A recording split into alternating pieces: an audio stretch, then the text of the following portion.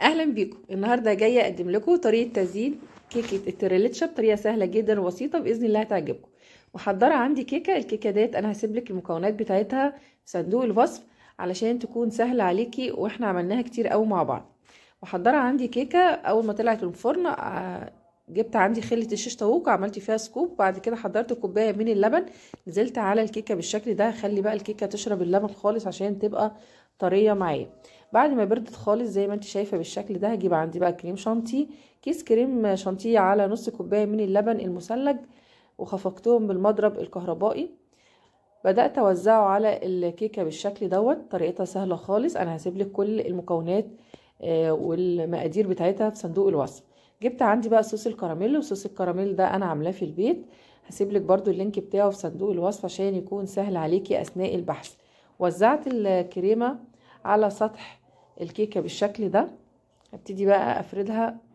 اجيب عندي بقى الكريمه وهبتدي اعمل خطوط رفيعه على صوص الكراميل بالشكل دوت.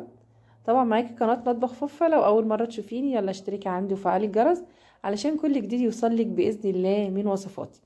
هجيب عندي بقى عصايه الشيش طاووق، هبتدي اعمل خطوط رايح جاي تديني الشكل الحلو ده. عايزه اقولك الكيكه دي طعمها بجد خطير، هتعمليها في البيت، طريقتها سهله، مكوناتها بسيطه خالص. هجيب بقى عندي الكريمه بالقمع بالشكل ده. هبتدي اعمل روزيتات صغيره، هفصل ما بينها وما بين المانجا. مقطعه قطع من المانجا، مقطعه قطع مكعبات. هبتدي بقى اوزعها على الكريمه بالشكل ده. وبكده هكون عملت معاكي وزينت كيكه التريليتشا بالصوص الكراميل وبالمانجا. بجد طعمها خطير. جبت بقى عندي معلقه من العسل مع معلقه من الميه، وبدات المع بيها المانجا بالشكل ده عشان يبقى شكلها بيلمع وتبقى فريش بالشكل ده.